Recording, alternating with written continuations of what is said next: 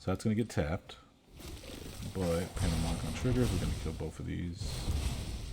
Hey guys, welcome back to the channel. It's MTGGnome here, and today we're going to be talking about Jaxis, the Troublemaker. So Jaxis is 3 in a red, 2/3, human warrior. With red, tap, discard a card, create a token that's a copy of another target creature you control. It gains haste, and when this creature dies, draw a card. Sacrifice at the beginning of the next end step, activate only as a sorcery, and has Blitz 1 in red. So basically, Jaxis makes a token of any creature we want and gives it the Blitz ability, where it gains haste, and when it dies, they draw a card. And Blitz is, of course, the new mechanic from Streets of New Capenna, which Jaxis also has, which makes Jaxis pretty viable in a lot of different situations. So the goal of the deck is going to be to try to get our big boys here: Cavalier Flame, Terror of the Peaks, Glorybringer, Ghostman Dragon, Perforos, Meteor Golem, Red Dragon, and make those tokens have haste, and when they die we draw cards, and being able to give us more gas. We also have some other things that when it enters the battlefield we get the triggers, like Daggercaster is really good. Atsushi is really good for the deck because with the legend rule we can make a token from Jaxis, and we can have the token or the original Atsushi die, which you're probably always going to want to choose the token, but we'd still get the triggers from Atsushi dying, which is really cool. There's a lot of other cards in here that really have good synergy with the fact that they can come in, deal some damage, and get sacrificed at the end turn, where we draw a card from the ability of Jaxis already, and then we have an extra ability like Plundering Barbarian. When it enters the battlefield, we can destroy target artifact or create a treasure token. Fable of the Mirror Breaker is kind of a similar Jaxis, where we can make a token that's a copy of another target creature. It also gets sacrificed at the beginning of the next end step, but we don't draw a card. That's the only difference. Combat Celebrant is a really good, fun card for the deck. And then there's some other small creatures like Runaway Steamkin, Robber of the Rich, Riveteer's Requisitioner that can help us get going in the early game. Direfleet Daredevil as well. Our opponents never really see this coming, especially when they play a good instant or sorcery card. We can just steal it from the graveyard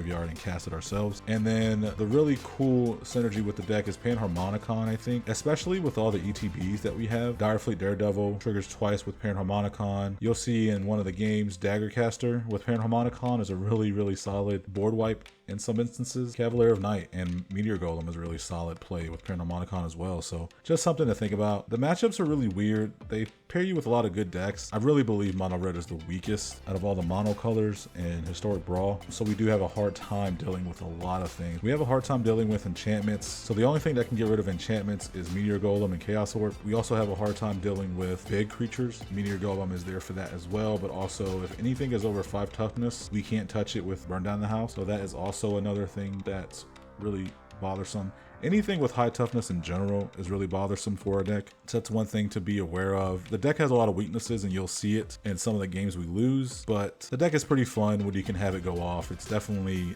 not top tier at all. It's definitely some jank stuff, but if you like copying your creatures in a mono red deck, I think it's pretty fun. We're running 38 lands, 40 if you count the Shatter Skull Smashing and the Spikefield Hazard, so it might be too many lands, but again, we're playing mono red, so we definitely don't want to miss a land drop. And it's not really an aggro mono red deck. It sits in a weird mid-range place for me, and mono red's not really good at mid-range, to be honest. So if you guys like the deck, please consider subscribing. Helps out the channel a lot. Like the video. If you don't want to subscribe, let me know what you thought of the deck and what cards you would have put in here or taken out. If you guys plan on building a Jaxis paper deck, I have a TCG Player affiliate link below where you guys can search the cards that you want through that link at no cost to you. Gives me a small kickback of the sales. If that's something you feel like you might like doing to support the channel, by all means go for it. If you guys want to hit me up in Discord, I'm a part of MTG Josh's Discord. Check his videos out as well. He's a really great guy, put out some really good content. But check out the Discord link below so you can talk to us, ask us any type of questions you want, or just come hang out and say hi and just chat about Star Wars or something, whatever you feel like doing. But that's the deck. Let me know what you guys think. Let's get into some games and I'll show you how the deck does. Okay, we're up against Falco. I think we keep this hand. Pretty low curve, relatively. Chandra's Regulator, we can discard these cards if we need to draw. Nah, let's not Faithless Loot yet. Kind of like what we have in hand. Selfless Savior, just a backup to ensuring Falco stays alive. There's the Ozolith. Yeah, the Ozolith's pretty annoying. The Ozolith doesn't work with shield counters though, because the shield counter has to be on the creature when the creature dies. It's not too bad. Let's play our Runaway Steamkin. Esper Sentinel. We can kill that with the Bonecrusher Giant. Falco is a 3/3, so yeah, we can kill the Esper Sentinel with the Bonecrusher Giant. And we'll be able to pay the 1. if he's playing Esper Sentinel and he's playing Ozolith, I'm pretty sure he's playing 1/1 counter synergies. Pretty sure that's what's going on. Yeah, let's just kill it. Oh, he gives it. Well, you know what? Let's just frostbite it. Yeah, he draws a card, but whatever. Better than him having the Esper Sentinel. Us having Faithless Looting and Chandra's Regulator and Bolt Bend. I don't want this card to keep drawing some cards, especially if this is going to get bigger.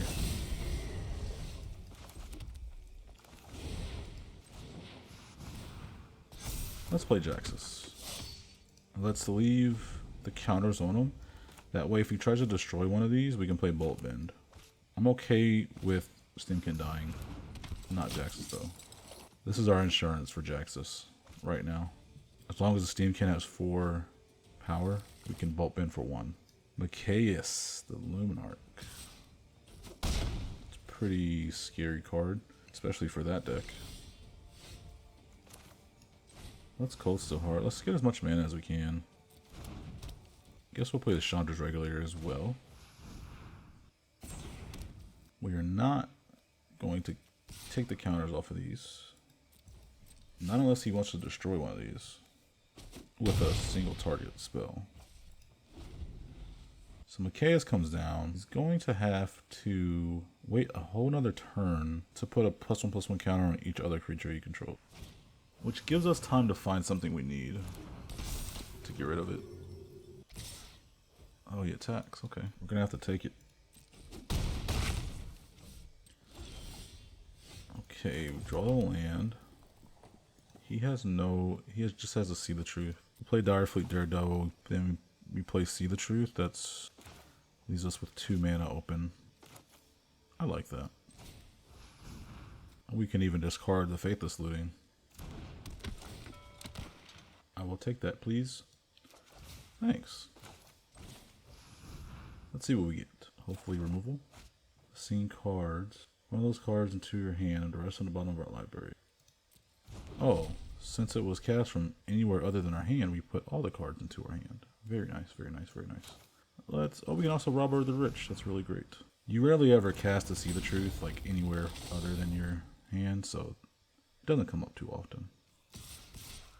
Yeah, we're swinging, baby. You're gonna have to block with the Mikaeus, Robber of the Rich, if you don't want us to get the card. Ah, Snakeskin Veil. We could Bolt Bend. Ah. But then he could kill the Steamkin. You know what? If he kills he's gonna swing, block Jaxis. That's fine. Oh, he blocks the Robber of the Rich. Okay, I'm fine with that too.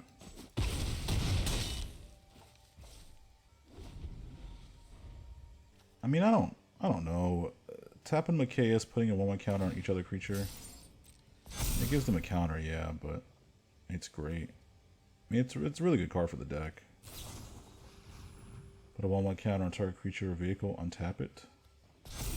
Sure, why not? Tap it again. So they go up to... That's 10. He's not going to swing with everything, though, is he? He is. We could take an instant or sorcery spell, but if he has another buff... If he has another way to buff his creatures, I think we just lose. I think we take the chance, though. I think we go down to 4 life and take the chance. He's got something. He's got something up his sleeve, man. If we tap the Jaxis, then we don't do the damage we need to. So we Faithless Loot. Ah, very nice. Very, very nice. Get rid of the Flame Skull. We play Goldspan, and we still have the mana to play the Bolt Bend.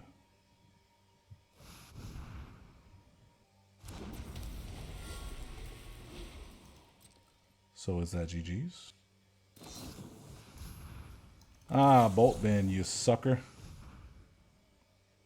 Please don't have a counterspell for that. Short target creature with toughness 4 or greater.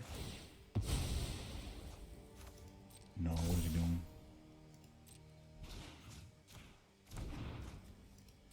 So you go that. And we take the W. That was hard fought. Boltman saved us. Boltman definitely saved us. It's a good card to use. Okay, we're up against Nadar. Selfless Paladin. Oh, okay, this one. Mono white dungeons. This could be a good hand. I always say that and then we end up getting screwed or somehow. Somehow, some way. Somehow, some way they always get into our hand or they always remove something that we play. Like they always, I feel like they always have an answer and I don't know if that's because our deck is too slow. If we need to adjust. If we need to adjust something.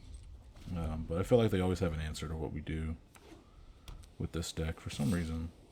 It feels like that. Play Panharmonicon, we can play the Daggercaster, turn 4. Hopefully he doesn't have a Banishing Light to deal with the Panharmonicon. Anger of the Gods works as well. But let's try the Panharmonicon and see if we can get it. See if we can get it to go off. Oh nice, he had a tap land. Tap land is good. Now we play the Daggercaster.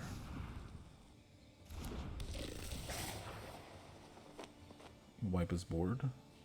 Unless he has a way to buff his indestructible. That won't save you from Brittle Blast. If he plays his commander, we can Brittle Blast it.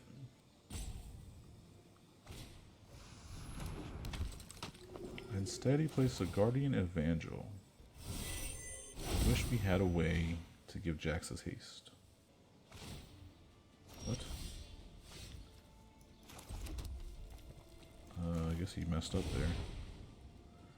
We could blitz Jaxis. And I'm sure he has something. I don't know. He might have been setting us up there, man. He could have played that Evangel. You know what I mean? He could have played that. So that's going to get tapped.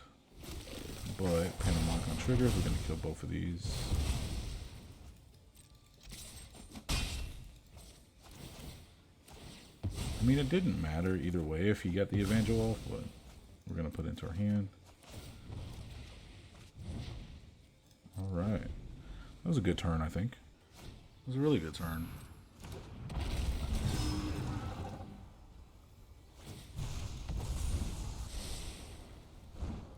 Maybe Swords to Plowshares. Swallow Whole.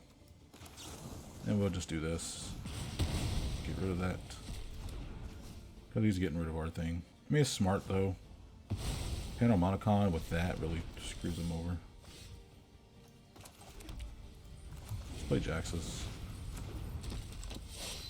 Yeah, you know what? Let's Faithless Loot while we have the mana. Let's get rid of both of those mountains. Probably has something to do with Jaxis, though. Which would suck, because I really want to play Cavalier Flame with Jaxis on the battlefield. There's a Banishing Light. I knew he had it. Ah, he's going to get rid of the Panharmonicon, though. Then let's do this. Let's just get rid of Anger of the Gods. I don't want to get rid of Chaos Warp. Let's make a copy of our Cavalier Flame. No, we're not gonna get rid of Chaos Warp. We're gonna swing in for 6. And we're gonna draw a card.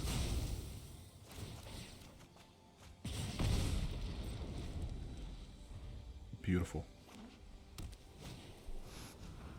Oh no! Elspeth Conquers Death. Man. I was looking forward to Cavalier Flame. Could Chaos Warp. What does he have in the graveyard? Not much. He gets something back from his graveyard. It's not really gonna be amount to anything. We play Perforos, then what? Nothing really happens.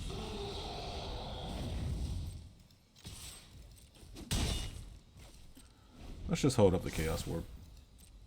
Well, forget about that. Second chapter there.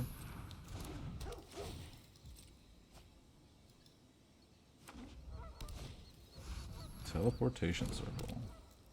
That might need to be Chaos Warped. For sure. It's going to give him that extra card every turn. Very interesting.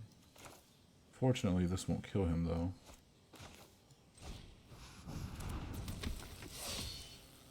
We'll play that. Do we dare Chaos Warp one of our own things?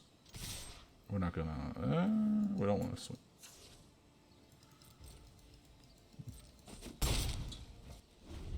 So we're gonna play the Chaos Warp on his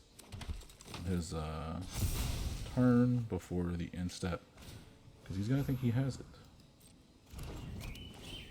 Oh, well, that can hit that. This can do artifacts, so okay, it can't, but it can't hit Jaxis though. So okay, so we're gonna Chaos Warp the teleportation circle. Probably gonna choose Faithless Looting. He hits the Curse of Silence, so that's why I say he's gonna choose a Faithless Looting, because that's the card he knows we have in our graveyard. If we can draw a board wipe, it's gonna be key. It's gonna be really key. We should have kept the Anger of the Gods, to be honest. We'll do this. And there's not much we can do. There's not much we can do here.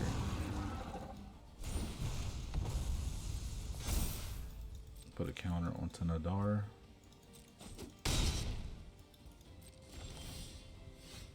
Delina doesn't really do much for us, though. We do draw a card when the token dies, though.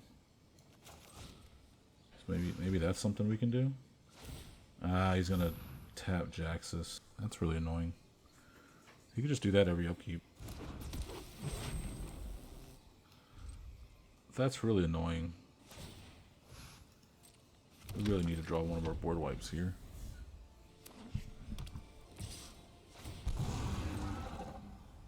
I think he's done with the dungeon now.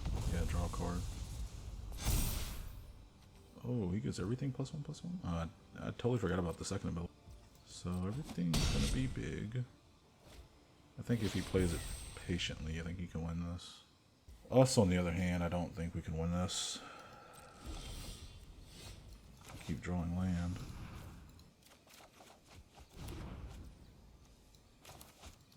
Yeah, it's not looking too good.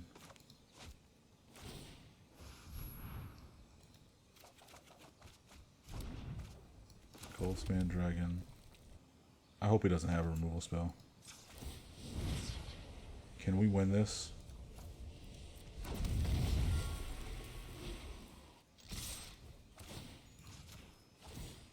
Oh, come on. Don't have removal. Don't have a Settle the Wreckage. Don't have something. We did that. We... No. Is it a good game for you or a good game for me? It's a good game for me. Oh my goodness, dude. That was the luck of the draw right there. Holy crap. We hit Goldspan Dragon. We played the Perforos ability and he didn't have anything. GG's, man. We're playing Mr. Orfeo. Mr. Orfeo. Mr. Orfeo. Mr. Orfeo. Whatever you want to call him. I kind of like this hand. Let's keep it. Fable of the Mirror Breaker with a Dagger Caster. I'm down for that. I don't know if his deck's going to focus too much on removal, but we'll see. We shall see indeed. He's ramping. The good thing is that we go first, so we can play maybe Fable of the Mirror Breaker. Yeah, let's play that. We can get the chapters rolling here. Mr. Orfeo. Discard. Do I want to discard? I don't know. We can discard the Faithless Looting and see what we draw from that. Goldspan Dragon. That's a card I haven't seen in a long time. Not much. Let's make a treasure here. Let's hope he doesn't kill us. Double target creature's power until end of turn. So he's playing things with a lot of power. We can play a Fires of Invention next turn. No, not our Gold Span Dragon. Did he make a mistake? He did make a mistake. Sorry for that, my friend. That's 6. I'm gonna take that. Ooh, ho, ho, ho. Rotting Regisaur. That is a scary card. Let's play Fires. And then we'll play the Daggercaster or Flame Skull. Flame Skull can't block, so let's play Daggercaster. Let's swing in with this.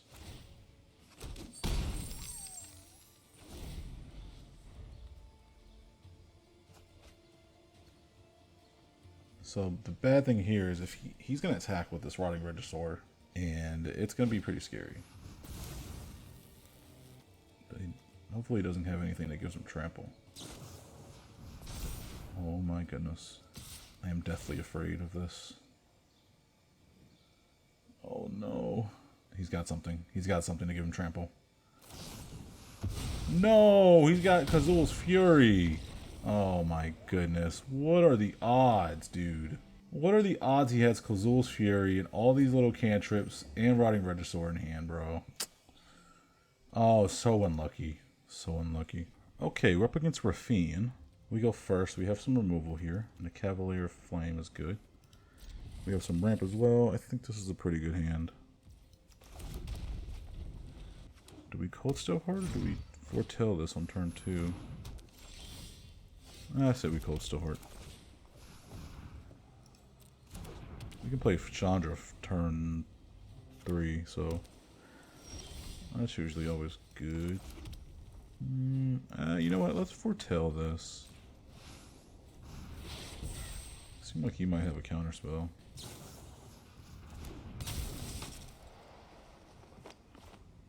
Mill. Nezahal.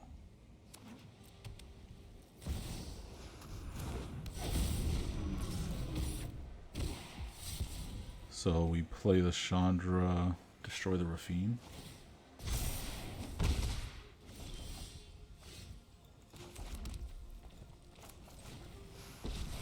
He only has ward 1. We'll pay the ward cost.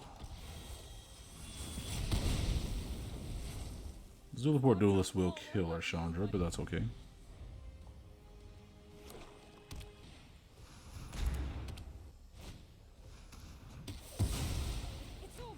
Ah, very strange. Why not just attack? Why not save that removal spell?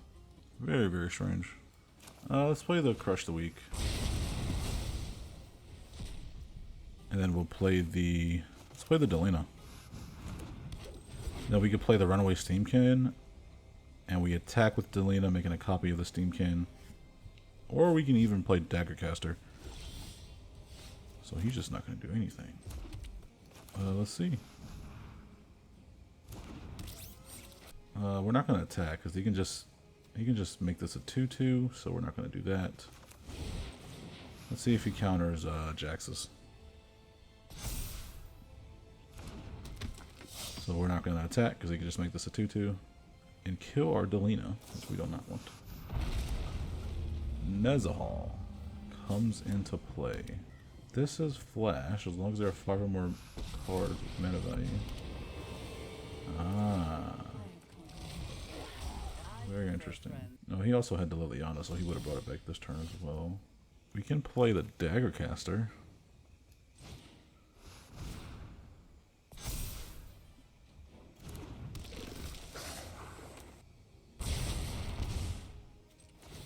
Discard the Bifrost. Can't make a copy of Delina because it's legendary.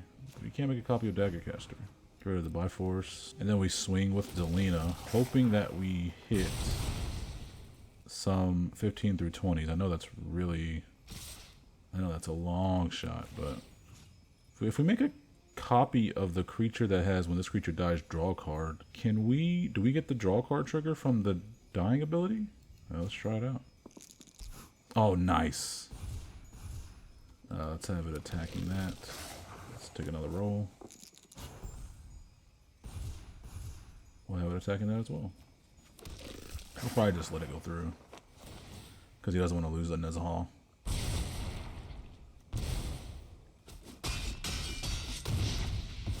Wipe that smug look off your face. I don't think we get the... Oh, wait, no, because it's not dying. They get exiled. So we don't get the die trigger. Forgot about the die trigger. It's worth a shot, though.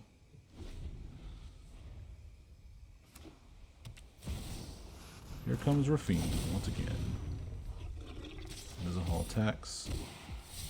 Can this be made unblockable? Oh, good game. Guess he decided to get rid of something. I don't know. Good game.